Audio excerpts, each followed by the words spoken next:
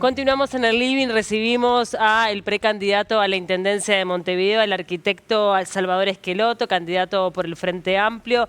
Gracias por acompañarnos, un gusto recibirte. Gracias, un gusto para mí también.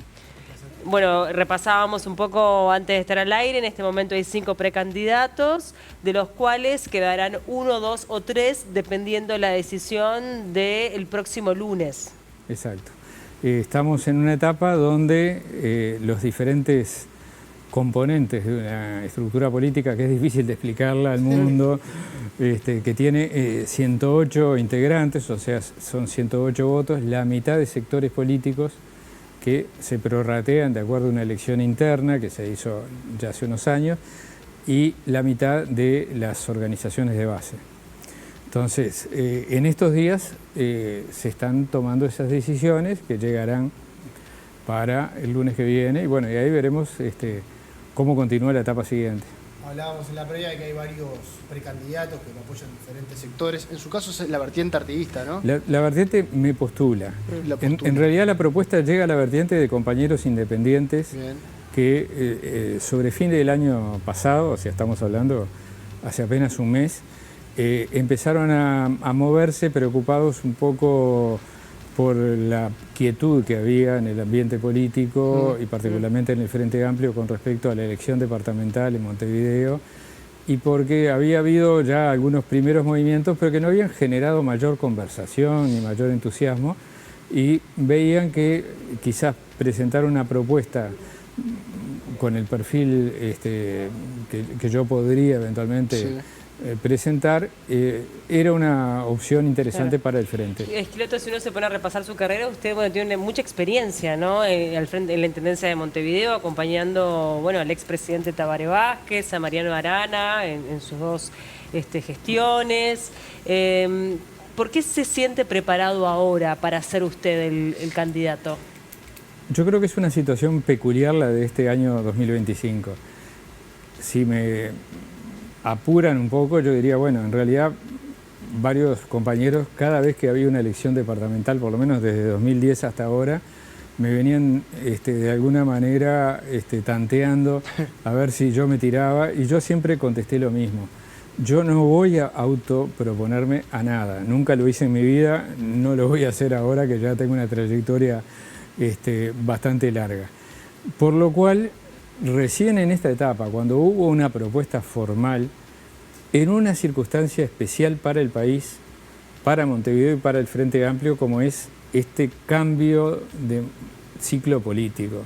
Porque más allá de que el periodo de gobierno que está por terminar, de la coalición originalmente multicolor, hoy llamada coalición republicana, fue corto, significó una interrupción de lo que venía de 15 años de gobierno del Frente. Y este gobierno de Yamandú, que empieza ahora nomás, menos de un mes, abre una etapa nueva para el país. Yo creo que una etapa de mayor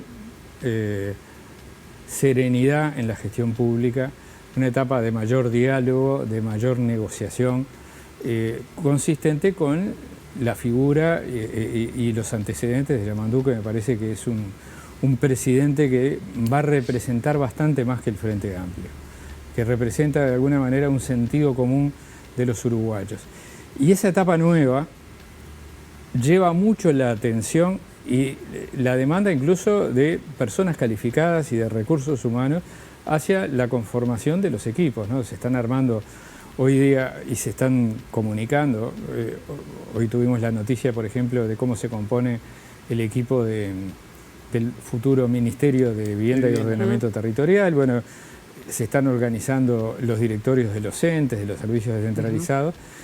Y Montevideo queda como en un plano relativamente oculto. Relegado. Sí, yo creo que eso no está bien, porque los gobiernos departamentales son la figura, digamos, de mayor cercanía, y los municipales también, con la ciudadanía, con la gente en su vivir cotidiano, en sus condiciones de vida, en su calidad de vida.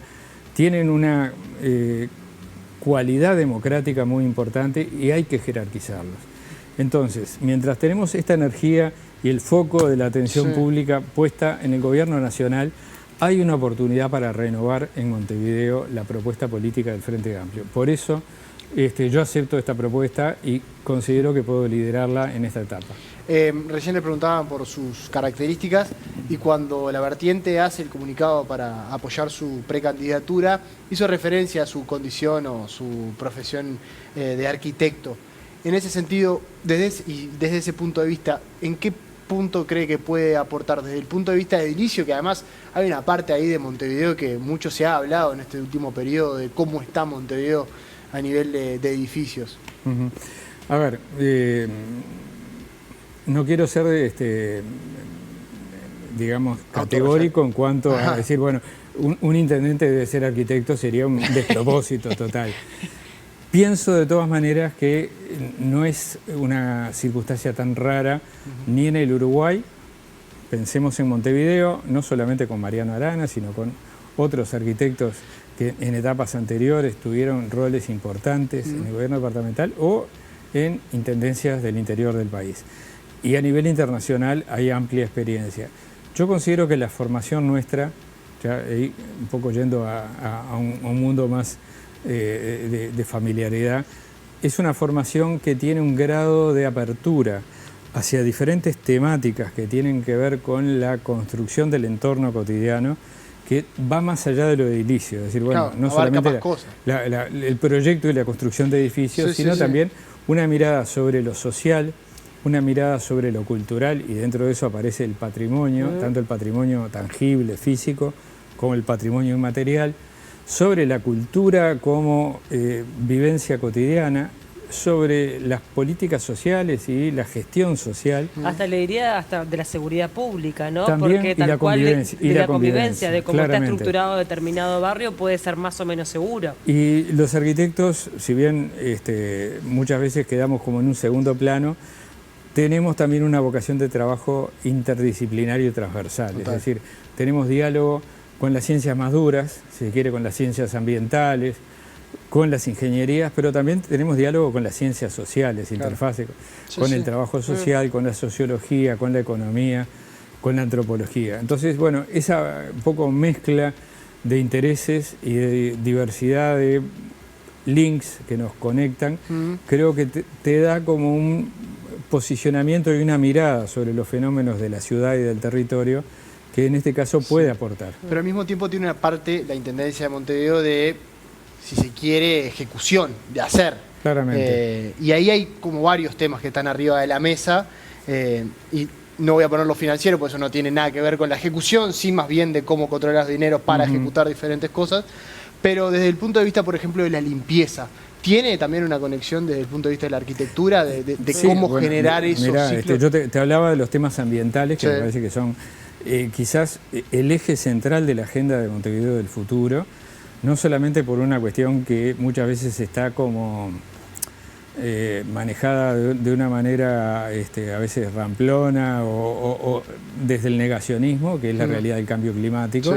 Hoy todas las ciudades del mundo están estudiando y están implementando cómo dar respuesta y cómo, de alguna manera, pararse frente a las consecuencias del cambio climático, que tiene impacto en muchísimas dimensiones del quehacer, desde el calentamiento global, el aumento de la temperatura de los mares, el aumento de las precipitaciones, de los eventos extremos, una cantidad de afectaciones. Entonces, la limpieza tenemos que meterla dentro de una gestión ambiental integral, como por ejemplo se planteó en una propuesta que para mí era de una solvencia técnica muy importante y de una coherencia política que luego se tuvo que acotar, que fue el crédito del Banco Interamericano que fue rechazado por la Junta. No fue aprobado en su versión original por la Junta, porque era un crédito que aunaba dos dimensiones fundamentales. ¿Y usted, en caso de estar al frente de la Intendencia, retomaría o intentaría nuevamente ese proyecto? Y de ahí ya también le ato sobre la gestión de Carolina Cose, ¿qué opinión tiene al respecto? Bueno, yo creo que la gestión de Carolina Cose,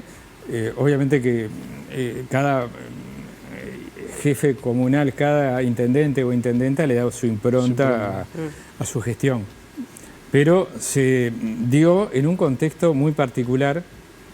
Todos sabemos que El año 2020 fue un año de sacudida desde el punto de vista de la situación sanitaria, pero también social del país, y la Intendencia tuvo que de alguna manera responder a algunas demandas urgentes de la ciudadanía, fundamentalmente en algunos rubros básicos como la alimentación, entre otros aspectos, el trabajo, los aspectos sanitarios, los aspectos de prevención. Y al mismo tiempo que se da esta situación, hay una desaparición o una inexistencia de algunos fondos estructurales de inversión que, por ejemplo, en la Intendencia de Daniel Martínez se habían construido y que le dieron, yo creo que la Intendencia de Daniel Martínez fue una de las intendencias más importantes del Uruguay contemporáneo, incluso después de la de Tabaré Vázquez y Mariano Arana, claramente, por la importancia de la inversión en infraestructura que se hizo. ¿Y eso cómo se llamó? Eso se llamó 3 grandes betas. Los préstamos del Banco Interamericano, el Fondo Capital, que se negoció con la Junta Departamental, y me estoy olvidando del tercer, y el Fondo de Inversión Metropolitana, sí, que fue generado desde el Gobierno Nacional para Montevideo y Canelones como una compensación de las transferencias que recibían otras intendencias. De esos 3, el gobierno de Carolina solo tuvo una parte que fue, o sea, el Fondo Capital ya se había asignado, no hubo un segundo Fondo Capital, el Fondo de Inversión Metropolitana desapareció y el nuevo préstamo del BID fue recortado. Entonces, evidentemente hubo un menor nivel de inversión en infraestructura que creo que es un desafío para la etapa que viene. ¿Y qué pasa con la gestión de la basura, ¿no? Que eso sí, es algo que permanece.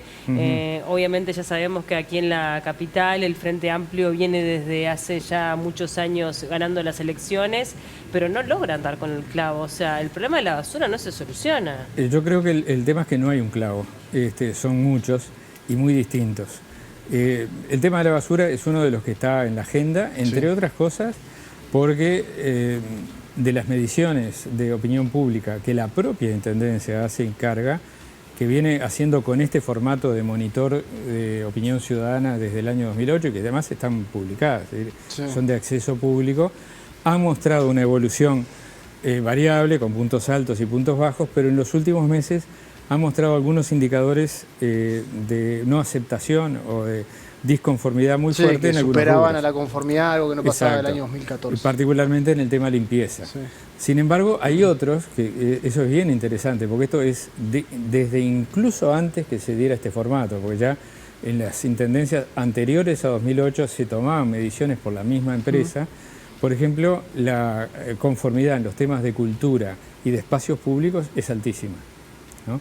Entonces, creo que hay que entender qué está pasando. Si yo digo que los espacios públicos están muy bien y es algo aceptado por la ciudadanía, pero a su vez hay una evaluación negativa del tema limpieza, tengo que entender qué es lo que se ve mal. Y lo que se ve mal claramente es no tanto los aspectos, yo diría, logísticos o de ingeniería de este proceso, porque la limpieza tiene lo que es la recolección y lo que es la disposición final. Sí. Entre la recolección y la disposición final hay etapas intermedias que algunas de ellas en este momento están teniendo algunas disfuncionalidades muy importantes.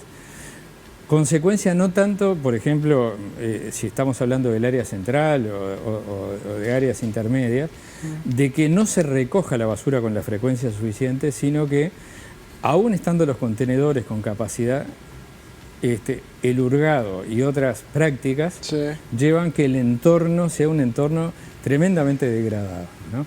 Esto se ha paliado con algunas medidas que no son estructurales, que son paliativas, como los motocarros, que bueno, uno manda o llama al teléfono y en un plazo razonable, pero esto se vuelve a regenerar. Entonces, ¿qué tenemos que hacer? Tenemos que hacer muchas medidas. Hay una de educación ciudadana, porque no le vamos a endosar a la gente de población en calle toda esa responsabilidad, sino que tenemos muchas personas, muchas vecinas y vecinos que, por ejemplo, tienen un calefón que lo cambiaron, lo colocan al lado del contenedor. Tienen escombros de una pequeña reforma que hicieron, los colocan al lado del contenedor. Se compran un flat de 52 pulgadas y la caja, en vez de doblarla sí. Pero es ahí la donde está la mayor queja de la población, o más bien en cómo quedan quizás los contenedores luego de situaciones también, como yo creo, a ver, eso hay que leerlo y hay que discriminarlo. Pero yo te decía, esto que está pasando es en esas áreas centrales e intermedias. Pero si vamos a la periferia, hay problemas todavía aún mayores que tienen consecuencias higiénicas y ambientales muy importantes. Está clarísimo.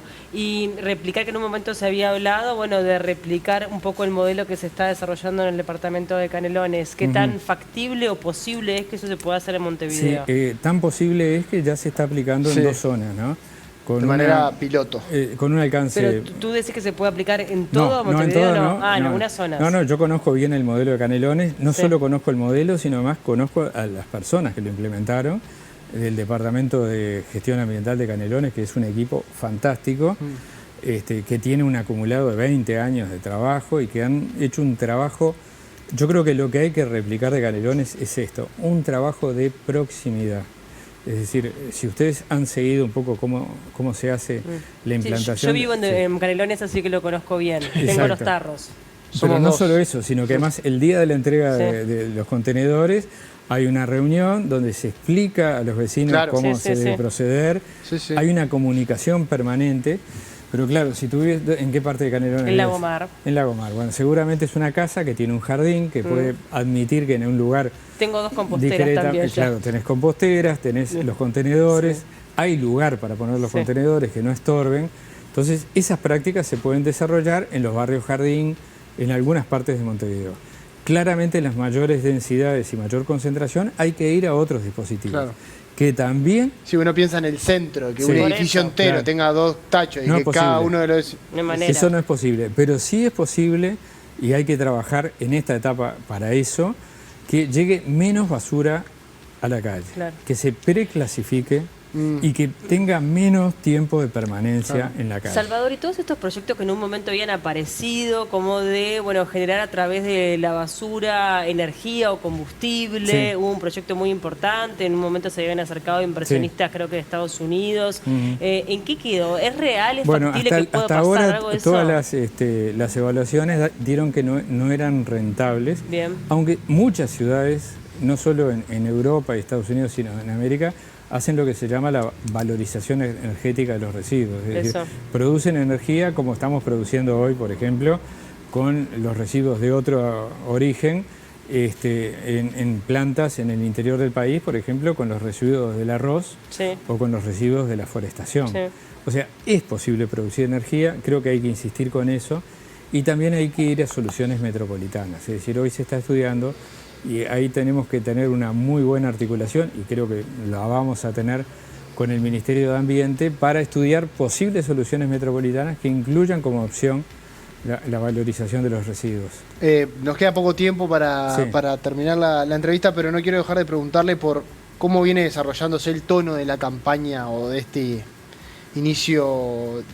Bueno, falta todavía para que inicie la campaña electoral, pero de todas maneras ya el año pasado Martín Lema, siendo incluso candidato a senador, ya ponía el tema arriba de la mesa, se habló de que iba a ser el candidato. Me parece importante que haya una campaña, que esa campaña permita comparar propuestas, o sea, que haya voces disonantes, es decir, creo que sería lamentable, porque el Frente tiene una mayoría importante ya en Montevideo, que se parta de la base de que el Frente lo único que necesita es revalidar esa mayoría en forma automática.